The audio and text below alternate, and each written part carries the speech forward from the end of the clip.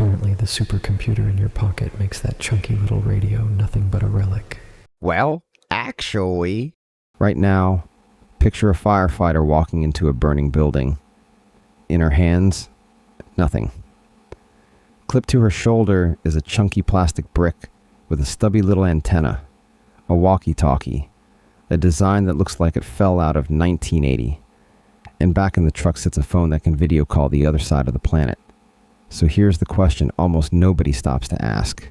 Why does every cop, every soldier, every paramedic, every firefighter still carry the old radio when the rest of us walk around with a supercomputer in our pocket? It looks like pure stubbornness. It looks like nostalgia. It's the exact opposite. That primitive little brick does several things your phone physically cannot, and those things are precisely the things that keep people alive. So let us find out what the radio knows that the supercomputer does not. Most people believe the same simple story. A phone is newer. It does more. It connects anywhere. So a radio is just tradition, a habit nobody bothered to kill. Well, actually, that gets the whole thing backwards. Your phone is a one-to-one device that is helpless without infrastructure. A public safety radio is a one-to-many device built to keep working when the infrastructure is gone. And once you see that difference, you cannot unsee it. Start with the most basic thing your phone does, the thing you never once think about. Every single call you make, even a call to the person standing right next to you, does not actually go to that person. It goes up to a cell tower, through a long chain of equipment, and back down. No tower, no call. A phone with no network is a shiny rectangle of glass. A radio needs none of that. Two radios can talk straight to each other, directly, on one frequency, with no tower, no antenna on a hill, no company sitting in the middle. They call it direct mode, or talk around. It means that if every tower in the whole city were destroyed, every phone would go dead, and the radios would keep talking, like nothing had happened. Now the second difference, and this is the big one, your phone dials one person. You tap a name, you wait for it to ring, you hope they pick up. A radio does not dial anyone. You push one button, and the entire team hears you at the same instant, in under a second. That is not a small convenience. When a whole squad hears every transmission, everyone builds the same picture of what is happening in real time without a single person calling anyone. The fact that everybody is listening in is not a bug. It is the whole point. One person shouts a warning, and 40 people move at once. Then comes the part that decides everything on the worst day. Your phone shares its towers with everyone around you. Millions of people scrolling and streaming video all day long. That works beautifully, right up until the one moment it matters most. In a disaster, everybody grabs their phone at the same second, and the network chokes on the crowd. Public safety radios ride their own dedicated slice of the airwaves, reserved by law, that the public simply cannot flood. They never wait in line behind a teenager watching videos, and we know exactly what happens when you forget this, because it has happened, over and over. On September 11th, cell traffic in New York doubled, and the network collapsed across the whole region, and a major antenna on top of the North Tower was destroyed.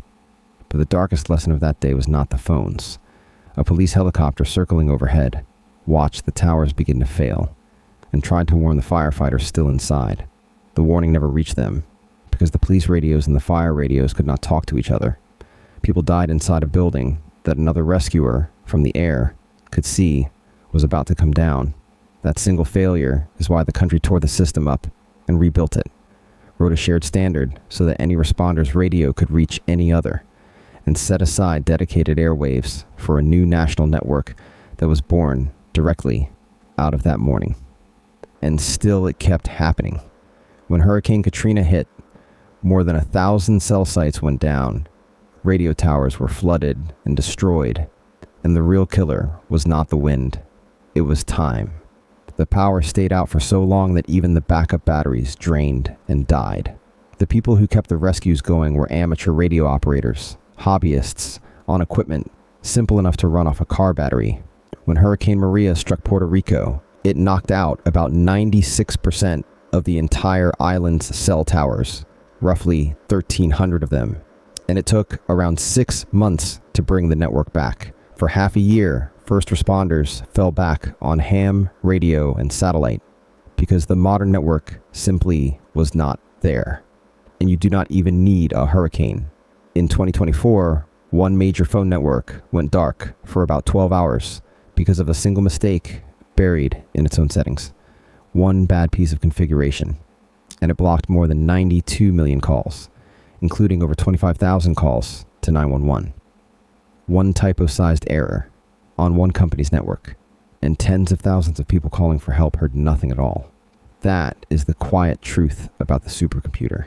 It is a genuine miracle that hangs on a long and fragile chain, and any single link in that chain can drag the whole thing down. The radio is built for the opposite world. These are not delicate slabs of glass. Public safety radios are made to military specifications.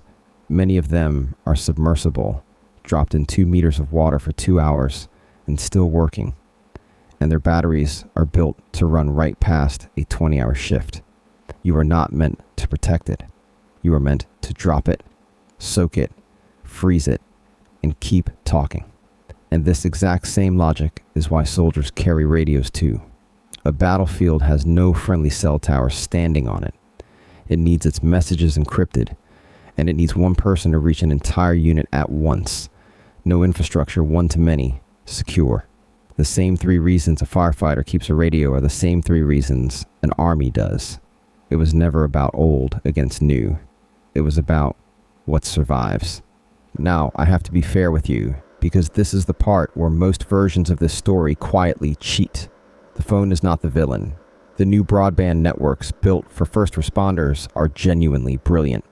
They get priority, they are never throttled, and they carry live video and data that a radio never could. Push-to-talk apps on phones exist now, and they work well on a strong signal. And radios are not pure magic either. On September 11th, the sheer flood of traffic meant a large share of radio messages were stepped on and never got through. So the honest answer is not radio good, phone bad. The honest answer is that the future is both of them, together. The radio for the voice that has to work when everything else is gone. The network for the data, on the days that it is there. But here is the one thing to hold on to. Every convenience your phone hands you is borrowed from a system that has to be standing for you to use it at all. The radio gives up almost all of that convenience in exchange for a single promise. It will work when nothing else will. On an ordinary day, the brick on the firefighter's shoulder looks like a museum piece next to the glass in your pocket. But the entire job of that brick is the day that is not ordinary. The day the towers fall, the power dies, the network chokes, and every supercomputer in the city goes quiet at the same moment. That is the instant the primitive little radio does the one thing it was always built to do. Somebody pushes a button, and the whole team hears them. No tower required.